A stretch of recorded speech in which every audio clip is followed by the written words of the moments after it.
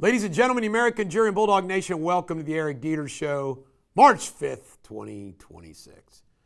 Well, we start out again, as we did yesterday, on a somber note. Two more names. There's now all 6 names been released. 103rd Sustainment Command Army Reserve Unit from Des Moines, Iowa.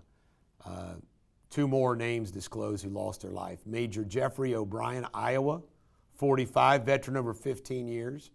Deployed to Kuwait 2019, well-decorated service, is in cybersecurity and civilian life, survived by his wife and 2 young children. Sad.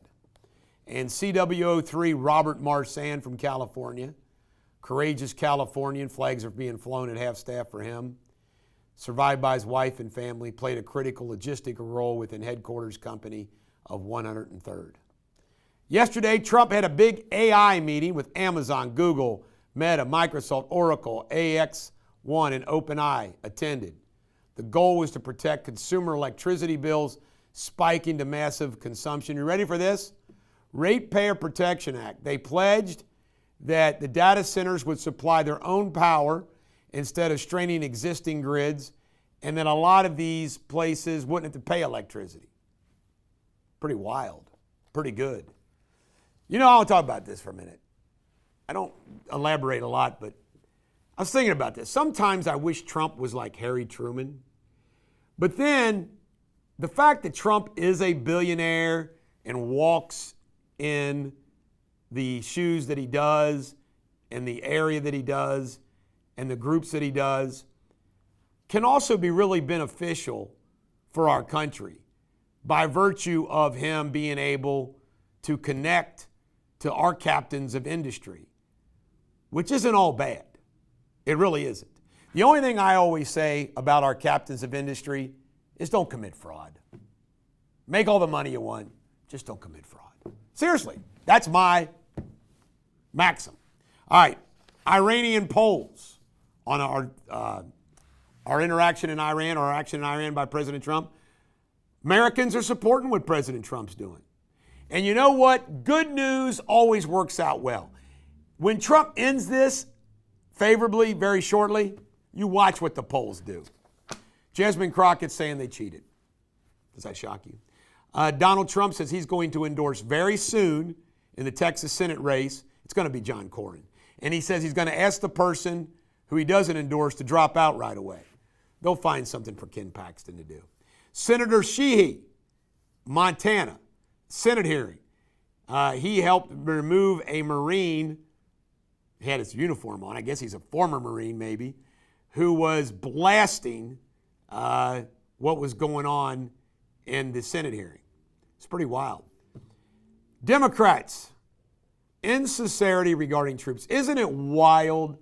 When Democrats don't care when illegal aliens kill somebody, they don't care when cops die. They're acting like they care. They don't care about our troops ever. But then they try, when a soldier dies, they want to make an issue out of it. Isn't it sick? They have this much sincerity. None when it comes to these soldiers dying. Levitt, boy, she roasted Caitlin Collins yesterday at a press conference. Again, ABC, Caitlin Collins, trying to focus on what Hegseth and President Trump and others have said about those times, as if they didn't express enough honor to them. And Caitlin let them have it. Because all you're trying to do is write something negative about President Trump. I love the straight talk. She does a great job. Senate rejects blocking Trump. Guess what? Rand Paul voted with the Dems. Fetterman voted for Republicans. War Powers Act. Sorry, they can't block Trump. Trump's going forward. Kurds, about 1,000 Kurds, they said, have invaded Iran. By the way, don't get alarmed by this. This apparently is with the blessing of the Trump administration.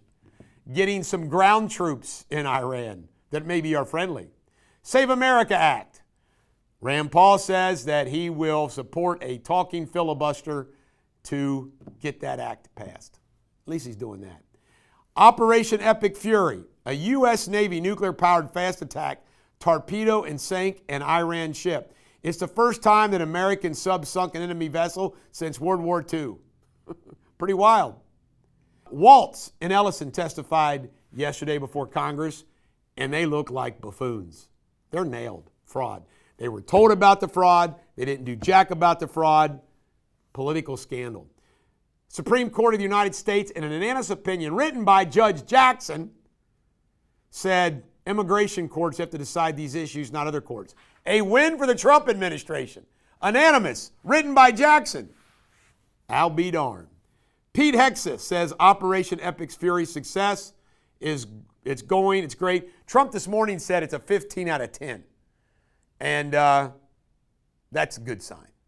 In world news, Cuba has a massive power outage, nationwide grid failure, 2 to 3 million population blackout. The shutdown island's largest generator could take 72 hours to restore. You know, I just always wonder about the Cuban people.